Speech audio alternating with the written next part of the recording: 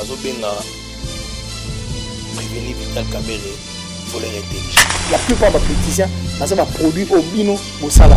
Habito outi ko luka bino na ministère à culture babi ba yibi. Soki ayibi bakangi yango moni ko benga masumu. C'est dégueu.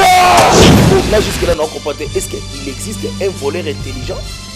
Voleur intelligent c'est un voleur ou pas? NTPC depuis 1998. Bana infranté la caisse. Na delaka ba miso bimanga. Respect bongi na mosala. Et comme cadeau, et nous connaissons le cadeau masum. Pour créer une association pour na nini. Pour bobel saraba, tu vois que nous la bango beaucoup ta bébé. Yo so ba benga au sala gago au sala te. Sans maquillage. Sans maquillage. On doit jouer ma mobile ya Kalunga. On doit jouer moi na Kalunga. Donc les gens trop vraiment l'association au eboti ngai pena na lingi to bimisa ara na biso. On doit jouer camarade David Eloy. Tout à l'heure la vie kingandi aboti to cotiser to ke na kotala nani o te. Tout ça na ndenge nini po biso mokole mususu to se produire. Ayebite o ayebi mais alobi que ya Wa philosophe. Tu es mal compris. Te wa philosophe. Très mal. Pour oyo bisanga makambo lobi na ngepoza philosophe. Modera jouer mon avis de loin. Modera jouer papa na Milo. Modera jouer papa na Devos. Modera jouer papa na Top. Top mobile ne Shaba. Directement Shaba bima mo ananga. Tokaluna bebe. L'Amazon. Davins. Tous les gars. Ma fille kini bakuma lo yenge bakuma koteka nonso na lola. Bakuma lo yenge bateka nonso na dollar. Oteka kwanga na dollar. Honorable na dollar. Pesa makam. Yo bongo nanga. Batulier. Batulier. Batulier. Batulier. Cheka panga. Oteka melon. Bienvenue dans cette grande émission Les Rendez-vous, votre rendez-vous en tout cas de tous les jours à travers cette grande chaîne Gelor Ingange Télévision. Vous qui êtes amoureux en tout cas de cette chaîne et de cette émission, je vous demande tout simplement d'être scotché sur vos fauteuils car vous allez suivre en tout cas en long et à large cette émission. Vous allez apprendre encore davantage. Comme nous avons dit que chez nous, nous arrivons à accomplir la mission de la télévision, ce qui est d'informer, informer et puis former. Et aujourd'hui, dans le cadre de l'information et ici dans le cadre du divertissement, nous allons recevoir pour vous un nom, en tout cas, du théâtre congolais. Mais du moins, je tiens à remercier cette grande équipe technique qui aujourd'hui est chapeautée par Clauso, donc Clauso, le secrétaire général de l'ACPCA. Et je pense aussi à Tchekelem Pete Bouefo, c'est-à-dire derrière cette caméra, donc le Bandiatalo. Et nous sommes assistés par ces grands messieurs qui est un maître, je dirais bien avocat, maître Kams Milambo qui est avec nous, avec lui en tout cas, pour passer de bons moments à travers cette émission. Et ces passages, je te dédie déjà à la plus suspecte de toutes les Italiennes, Francine Manalov depuis l'Italie, et à mon vieux Giannissi Tanchonga pour Tobangamouture et des Suisse-Irlande, le gourou du temple, mon vieux, je vous salue. Et puis pensez au boss Eric Nkake depuis les États-Unis, boss Eric Nkake qui assure, et à maman Diebo Bisembi, ma maman chérie, celle qui m'adopte. Et j'ai dit merci à tout en tout cas au Balingarabiso. Mais aujourd'hui, que nous allons rencontrer un nom. Il y a théâtre à Bisso. Parce qu'il faut toucher en tout cas les empreintes. On a comme l'impression, théâtre comme maman, espèce, moi, on voit à disparition. Mais avec lui, on va parler. Mais avant que Tokota, na l'issue na Bisso à l'élo, mais Tokotuna, parce que c'est aussi un Congolais, lui s'appelle Modero Totokani. Donc, ça dit pour ceux qui l'aiment, pour ceux qui ont eu le goût aujourd'hui de manger, pour ceux qui en tout cas qui mangent aujourd'hui Modero, il a en tout cas apporté son empreinte. Et pourquoi pas l'inénément boézo permettre que les tout badama fort par exemple Modero, il y a moi si vous appelez Modette avec lui tout l'examinateur Seigneur Cabaret Modero. Bonjour à vous et puis bienvenue. Merci. Peut-être va arriver. Bonjour, benga bango barwa. Nga muumbu na bino nazalaka po bino bozali. So bino bozate ngape moyena zala ezate. Bonjour. Voilà, so bino bozate, moi zala ezate, moi plutôt l'artiste azala ezate, mais je parie que c'est en tout cas un Congolais comme tout autre Congolais et puis azo vivre paix marambo koleka par rapport il y a Corona et je pense qu'il peut aussi avoir un message par rapport à ça et puis question moro to tunayo par rapport au à Corona ou apprendre nini pendant le moment de confinement. Non, on apprend vraiment ébélé. Confinement où était penza. oyo ezangaki vraiment oyo esali ke confinement est compliqué nga mpona azangaki elikambo songolo confinement ezala te eteyi ngai donc na bando osala effort nazanga likambo yango te mpona confinement oyo blaki te par la grâce de Dieu que non faut kanga sentir donc non, bah tournage tout par la grâce de Dieu, toujours tourner par la grâce de Dieu, empêcher la répétition pour tout tourner. On a terrasse à Batou, on a salle à Batou, donc bon voilà donc moyen pour tourner ça pour que le place pas au banc à 20 personnes, tout ça. Tout bien à banane ba répétition ba msubayate. Baba sous 14 jours donc c'est chaud mais toi on a choité, pas protéger des bisous. Ouais. Pas protéger bisous pour malade des alliés. Bao bazo monango lokwa netili seki ke malade zate malade zali nzambe kaka wa bomba ka batela ka yende mutazo bomba zo batela mais ce qui est vrai malade zali voilà ce qui est vrai malade zali nzambe wa bomba ka ye mutago batela biso parce que c'est le Dieu tout puissant mais sans ignorer je parie que l'artiste Modero c'est un peintre de la société né tout le libellé parce que à travers lui beaucoup de gens ont appris et puis à travers lui Batubele va changer paix arme de Paul Nabango il a aussi permis à ce que Maramba bien et la paix et puis la bonne marche surtout dans Maramba Tali Pembo Kanabiso mais je pense qu'au la paix télévision Mikolo Covid et Pemino au moins Mouké ça dit c'est le procès 100 jours qui bat son plein je parie qu'aux eu occasion et retard en tant qu'un Congolais à part entière et qu'est-ce que tu peux dire d'abord par rapport à mon temps colossal qui n'a pas procès au peso Kendela et puis ici il faudra dire est-ce que réellement c'est aussi cet état des droits en tant que Congolais et puis en tant qu'artiste oui parce que tout le monde basambisi bazosambisa moto moko boye neti na biso na ba Congo to lo ba ke moto mo basambisa raté mais ba osambisa ye donc tout le monde état des droits mais ce qui est vraiment important na eloko ngo nga nazomona donc bazo benga prévenir Vital Kamerhe voleur intelligent voleur intelligent comment donc pour nini azoya na ba papier azoya na ba preuve bino boza na ba preuve te ce qu'on a poussé musika ngabi est-ce que mundela go benga pe voleur mo voleur intelligent ils ont troublé nga ce que voleur intelligent il est voleur ou pas m'expliquer biso ce que ibité ba bimisié so preuve zate ce qui aibi bakangié pour ndenge justice et senga mais jusque là ndenga na olandela ngo non et tanga trouble na mutu bato ba ba lo bakana munoko ya obimisa ba papier tina sekeke avocat benga yeke voleur intelligent c'est bizarre bon et puis ngana mona ngo ndire toke non na ba théâtre parce que à part makambo boy bakema tembele 2000 et quelques ba maman bazolela hein ba maman bazolela donc mboka penza malgré confinement malgré plutôt pandémie et continue na monde mais oya biso eza plus dur hein bakata na makambo ono kino kiba kipena no pe social bakipena no pe mabuma batu donc bakipe misala batu bakipe ko matsa ba salaire ba prometaki ba soda ba salaire bakipe makambo wana batika na makambo ezo temps pour nga jusque là non comprendre est-ce que il existe un voleur intelligent c'est un voleur ou pas belle question hein? C'est une très très belle question mais en tant que peintre et à société est-ce que tu te reproches de quelque chose ou c'est reproché et le roman étant sous pour monsieur belé et puis le on a coûté parce que tu fais partie il y a ma tête quand même il y a bateau ça la fierté en mot canabiso ça dit bah politicien le les bateau bino bosala bateau belé la plupart des politiciens ça va produit au bino bosala c'est-à-dire bateau bino au boaka tant comme une célébrité en Afrique il s'est dit bon je peux postuler là comme un ministre quoi que député ou soit après aux députés là comme un ministre aujourd'hui bateau comme un ministre bateau liboso bango ba indexera de doigt sur bosali mabe zarabino bateau on va malmena ezabino on aurait même appris que oyo yebil solo moko boy bakenda ko tuna ba artiste na ministère de la culture et des arts ba yebi binoté bakenda ko tuna papa Masumu de Brendé et pourtant vous êtes au centre ya Makambo Belé mais est-ce que tu te reproches de quelque chose en étant artiste par rapport à Makambo et les grands mboka sur Matissa peut voir sur initiative ba gena tout na bino pas ba artiste ngai ba betela nga ngote muto akenda kina tinda biso pas tout ayebisa nga ngoboy to vani neti yo vani nga vandia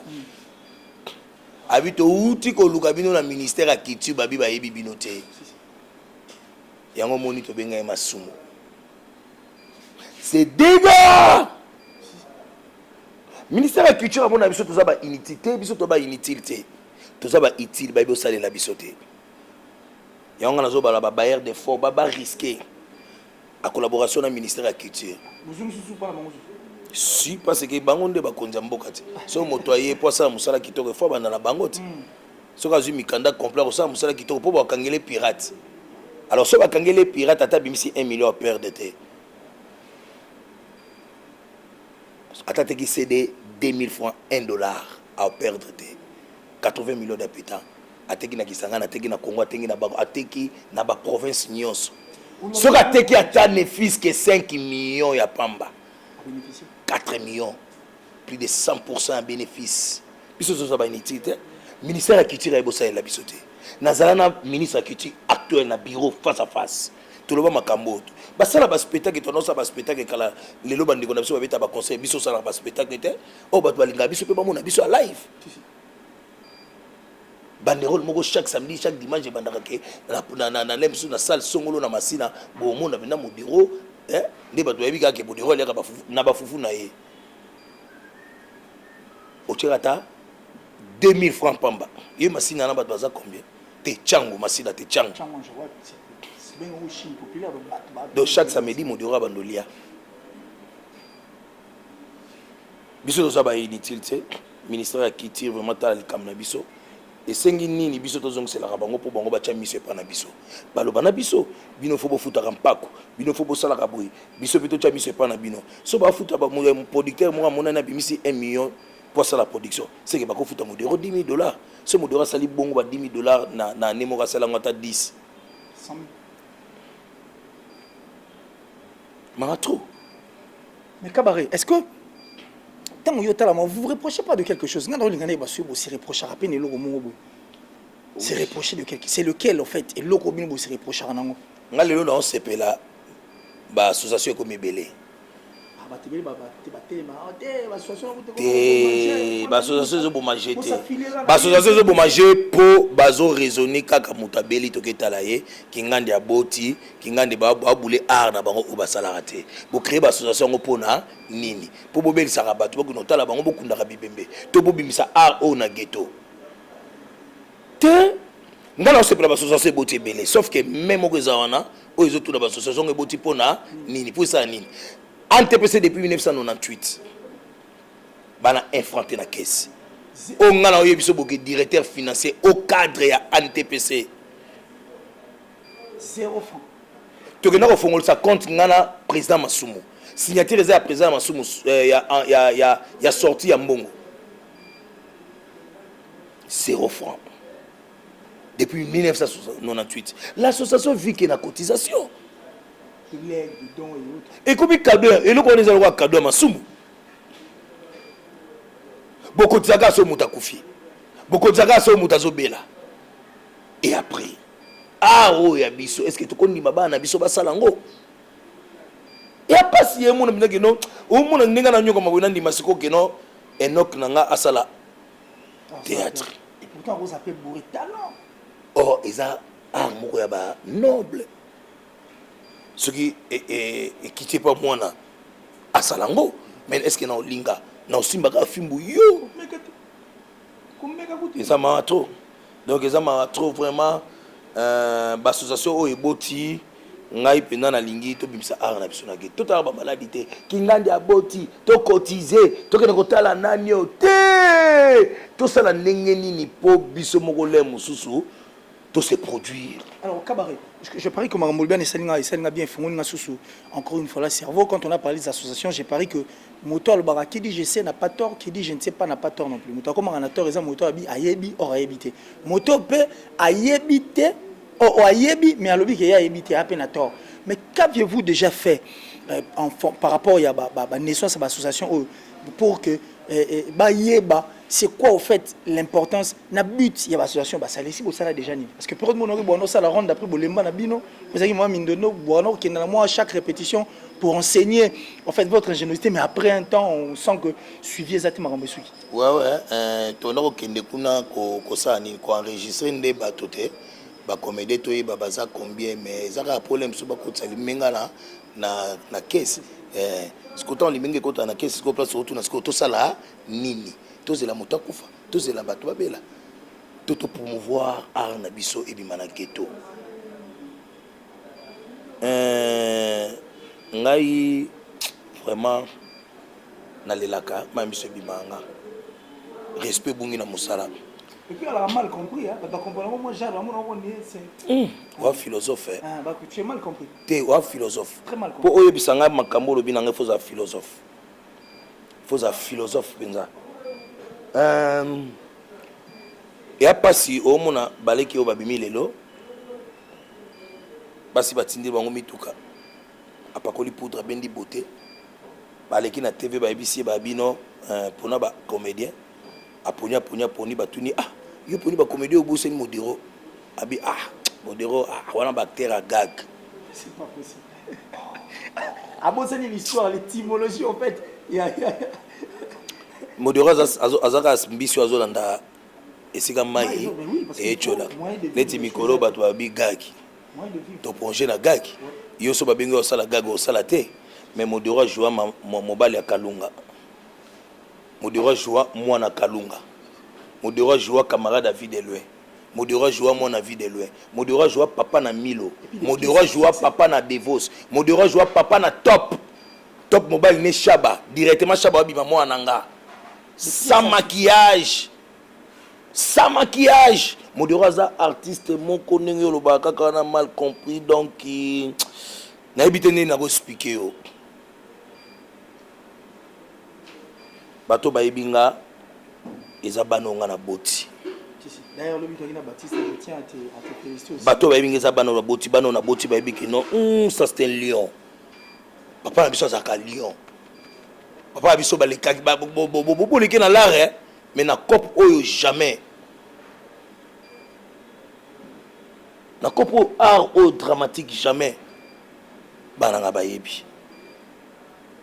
Donc, il y a des mingi te, il y a mingi te, où l'essentiel est que to simba na la main dans la main, to bimisa art au na ghetto.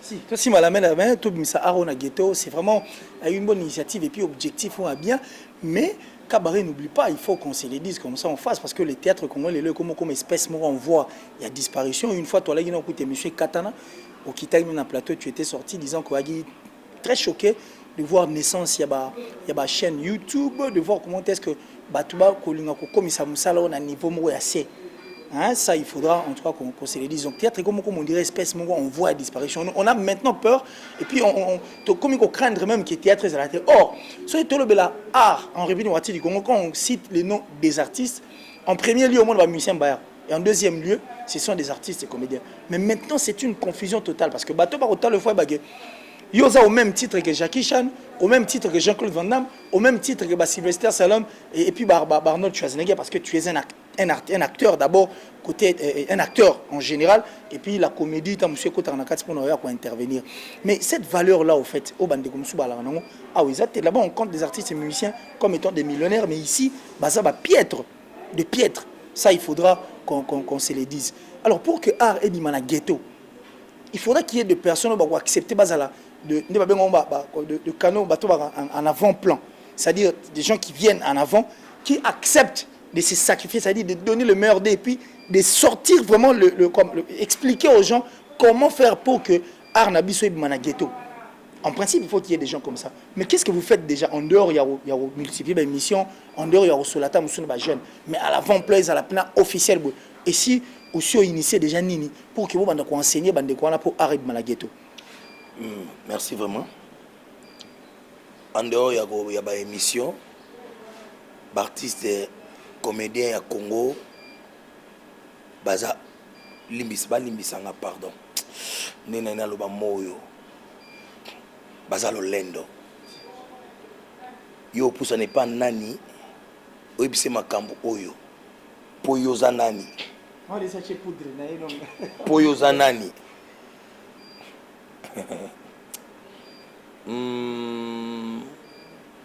Na condamné ba ene na bisoté. Ouais, mais bon, on n'a pas responsabilité à Cabaret. Pourquoi il faut s'empêcher de les dire? Parce que ce sont des modèles. Ils devaient en principe être des modèles, mais maintenant là, c'est plus le cas.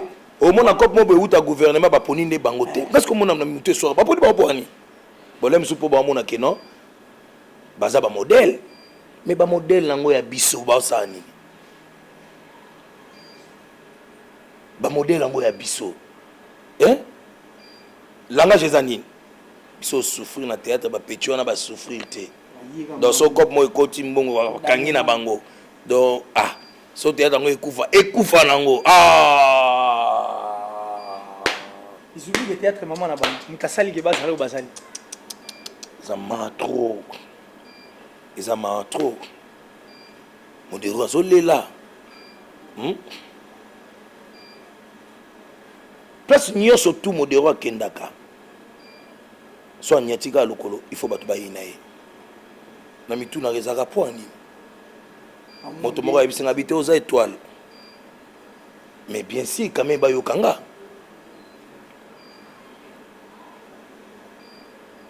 yalinga komona na bakisi na ye bopakolanga moto bakisi po nasalaka mosala bien yango moto ebangisaka bango tele mosusu succès nanga so naleki na nzela bana babelelanga nzambe na bano mpe ya mike kisi ezozwa bango bainosa bato kanga mpo ngambe na bamama balekaka ya bebe ya inane pa modero bebe oyo alinga yo lokola kufa kisi yango ezwi na bebe oyo nzambe matro parce que ça te dérange et décourage et ça la pire moi général bon atiki na koma na niveau on a penza te ke na tika te pesa nga butu nde makasi na travailler. Le théâtre c'est une science. Nga bengango une science exacte. Le théâtre n'a pas droit d'erreur. Nzambe yo sala nini ko na ebisi yo koma wani no jouer. On a succès na on a mikili. On a 5-6 momina on va benga kayo batindela ko balar.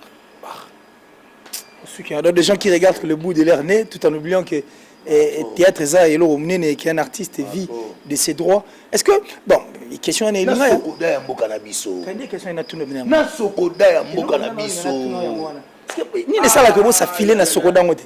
Et là on ça vous ça filer parce que vous devez vivre de vos droits, vous avez beaucoup et ça la ni sokoda mo juste. Nga susu don on comprendre te donc na ebité. Na ça na vie nyosh et l'homme administrateur na sumo administrateur nini hôtel $40 oui na ba mange na yo tout ça c'est plus dit on go passe putain go passe est-ce que va besoin pas là en fait on va aller vérifier en tout cas va besoin bon ba théâtre p si ba irsi péchanga bazali bazwa bala ba mbalio sombo ba masumu ba elombe tout ça bazwa na bango bala non, il y a un problème que non. Bah reconnaître eux quoi. Bah reconnaître eux. Je crois que moi ici la tête. Système est vraiment le chouchou. Ouais moi ici la tête vraiment donc tous à la présent na masolongo.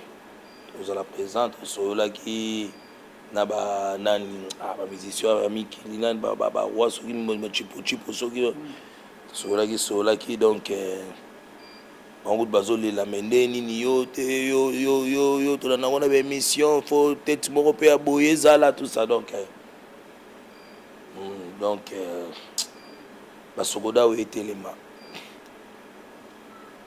ba bailleur de fonds ba ya ba poussa na pembe na biso ba Nigeria ba bi bouloté mais ba Nigeria to lo bala bango teke ba bi bouloté o expliquer ini et donine na banque na 4 millions yo yebiseke na bi bouloté et lo que ça là que mutai ba bouloza revenu c'est dit wa précision ba vraiment on perd na ba droit na bango parce que makamba YouTube en réalité les artistes et musiciens ou soit bino côté théâtre en réalité subvenant on a besoin na bino c'est moindre en fait par rapport à ba revenu à ba droit. Oui, par la grâce de Dieu yango na ebiso te kopo ezas ko ndeni soki oza chaîne na yo izo pesa makambu c'est bon soko oza na momino be na mikili banga elokola nzambe po ye muto asunga yo siko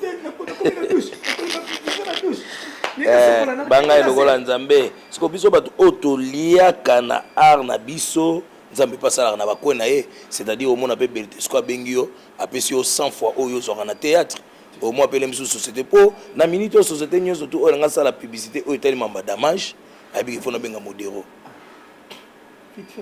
par la grâce de Dieu l'aime so mona que lié aux foot à parler ba petit ba vivre tout ça bon ma peut la prénom que non est-ce que peut un julobi penda que non parler on a ni va s'y faire quoi vider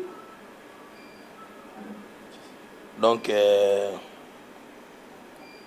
boulot na biso oyo on a la chaque jour le biso na ate eno kalinga sa théâtre so na moni siko so batongo ba kiba mona ba na lugangele ndenge nini to na yo na ngi nzambe ko bomanga te to mona na mboka na biso batongi ba industrie cinématographique ndama bo moto ba ngotro esalema to mona penda ba industrie cinématographique na mboka na biso to mona penda ba espace ba tournage ba sentir penda boulot ba mona penda que non ba maman na ba scénario ba maman na ba mise en scène.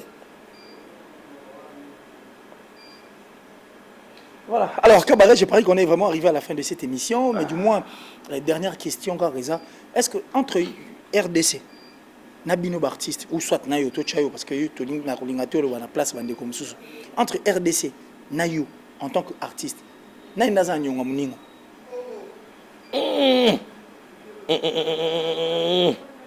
Au pousser le raisonnement musical, son lobby bango na ozalolendo, son lobby ngai na omi ki tsape trop, ngai na bango photo futa na banyongo. C'est-à-dire, bango yo pe futa. Bango ba défaut nganga pe na défaut bango. Donc le tout la banyongo. Non, c'est tout futa. Tout futa. Alors je ita musino ya nyonga, je venais à 20 000. Ya ngai va venir à 10 000. Donc ça ouais katika. Alors théâtre ndozo monango. Théâtre ndozo monango les réseaux s'appelle ça. Zo monango tes espèces moi comme on voit disparition, dirait comme on lit moi. Koli monango za mingi parce que salité quotidienne ngai bagag non c'est pas nango d'abord gag ezara ba minute obiso to pesate. Muto biso muto bengo biso c'est là nga 5 gag na $200 wandoki ouais biso na besoin kingandia na besoin kingandia zara bakingandi ngo tangi 6 $200 et ça na futa bango combien ndé obengso obengisi mutu aya ko tourner il faut alia amela transport na e hein et puis pièces à cher bon bando quitter nous na kutu nanyo bisinga zo ka 150 mama pesa e kasité mutu a besoin modiro ça les bagages mutu a besoin à sepela na bagages donc c'est-à-dire pas na gag moko so na selo 5 gag donc gag moko ça $100 so na selo 5 gag il faut na $500 ya moko muke o ini les doit pesa ba ne ba bombo mais oui so na $200 na yo pesa kingandi moko et puis dans une décision à comprendre que ba omi ko pesa ba kingandi ba bi que non exemple gesho so ka bengi modiro ya et bino ba bozo ba desana po benga modiro bo ba kiso modiro aye pa na bino bo bongsela mbongo oye so ka zongi au sepela. Voilà. Merci beaucoup, c'était là Kabaré Seigneur Modero Totokani qui vous a, en tout cas, qui a répondu à toutes nos questions. Et je parie qu'on est vraiment arrivé à la fin de cette émission.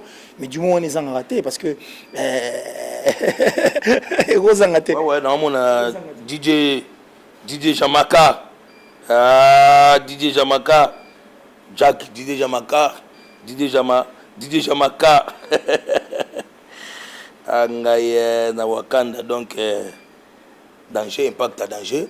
Namoni leki nangai close namoni leki nanga milambo babi la charité bien ordonnée commence d'abord ndenge yeso bagi d'abord Jérusalem abele na saluer président chaîne oyo Gesho Inange Spawn on a mon fils on a mon fils na ba terme la stroto la on est bon natikela ngo batba zongo na mama ngo natikela ngo batba zongo belé na sama belé batba iba na ba musicien mais reconnaître wa bois kioté na sama ngambo belé neti mikolo nasala makambo ebele na yebiso nasala makambo ebele ba eloko moko te eza wana nasala makambo ebele me bamusicien bazwa babwaka tanga kutu te mawa tro wawe nde nalobaki milambo close namoni grand réal cheke bwefo Gelor Inange président ya chaîne oyo Aimé Poutou Engambe Masananga na Lyon Gisle Moussese le prince Ngelezo le suprême les jeunes patrons na bengake hymne national poso ya Télémi tous les comédiens ba Télémi venanga Boboko le venanga Yokasi Yondo ya Roger Yondo pasteur Charlie Mboyo chez la Kabengele Pampidou Masilwa bienvenue Ngiando Chodo mes condoléances Pampidou Masilwa Toto Bung sa grand frère Nabiso Pétés Kele Ngabe Jean-Jacques Ngabe Alexis Madouale mes condoléances Willy Mbengi Menya Pambote Belé Martin Kama José Mbouaki Freddy Mbaki Mère Bafo Florence Défine Agnon Tété Bambote Belé PPK Bambote Belé famille en quartier Boulou Zokima Jacolombo Jacolombo Bambote Belé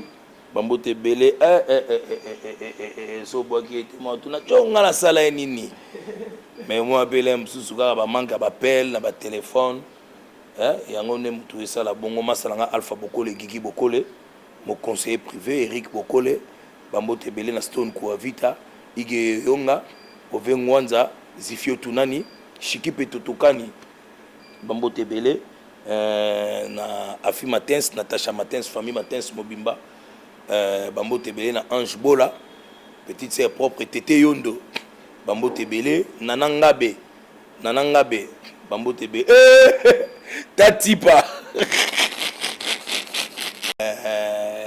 Bambote Belé Joël Chibangu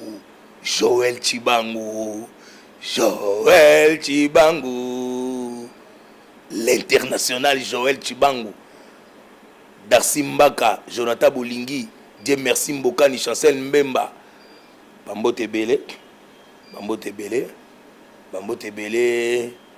na Fumu Sabata le conseiller des chefs de l'État Fumu Sabata Bambote Belé na venanga Sampengu Mei Grand Lac Bambote Belé na Sida Bilele José de Londres Apo Firin de Sami Mokili Gianni Versas Hans La Duchesse 2 minutes Duche Kapanga Ours Blanc Domazé Ciara Maxi Meta Pinga Galiano Kiton Bouchanga et artiste comédien idiot tanginga te po ni donc aïe po na kosukisa ngo toujours na chant nasukise wana c'était là cabaret pour le plaisir de tous ceux qui ont suivi cette émission, les rendez-vous et puis le fidèle en tout cas de cette grande chaîne Gelor Ingange Télévision. J'ai dit merci à cette grande équipe technique qui aujourd'hui était chapeautée, comme je l'ai dit au début de cette émission, par celui qu'on appelle le secrétaire général Klaus Komegaru, le CG et puis check les pété, Bouefo, grand prêtre de tous les temps, donc Libanda Talo, maître Kams Milambo, parce qu'il y a venu dans une occupation, pour assister Bisso. Et j'ai dit merci à Batuto, on trouve à Landi Bisso. Merci à la plus suspecte de toutes les Italiennes, Francine et Mana Love depuis l'Italie, la maman de Raïm et de Benel. J'ai dit merci à mon vieux Gianni Sitanchungam pour tout Bangamouturi de Suisse-Irlande, de Vienne-Nanga, il s'est dit le gourou du temple. Je vous salue. Et puis au boss, Eric Nkake, depuis les États-Unis. Et à ma maman chérie, maman Diebo Bisembi, maman. Je vous aime tellement. Merci à Mishka Kassavou Bouloubaki Star. Merci à Gédéon Desoulé, Soumali. Merci aussi à celui qu'on appelle le tribunal de fashion. Donc, c'est-à-dire Rodrigue Nguesso. J'ai dit merci. Tout en tout cas, mais habituez-vous en tout cas. En dehors, il y a qu'à s'abonner sur cette grande chaîne Ingange Télévision. Mais à bientôt, vous auriez aussi un cadeau dans le monde. Toujours, il y a une chaîne YouTube, une chaîne qui viendra aussi pour accompagner Gelor Ingange Télévision. Na cadre Moussala Malonga Malamu. Alors vous allez vous abonner sur Faveur HD Télévision, j'ai dit bien Faveur HD Télévision, anonymat, et je pense que vous ça là, bandeko bien quand vous allez vous abonner, et puis bandeko, bon, hésitez de s'abonner massivement sur cette grande chaîne Guelor Ingangue TV. Alors, on va se dire au revoir, mais vous allez prendre la liberté. On va se retrouver très prochainement dans un autre numéro, mais d'ici là, portez-vous bien. Bye. L'Amazon, Davins, tous les gars. Ma fille qui n'est pas comme le yenge, pas comme à côté de notre nalola. Eh, pas comme le yenge.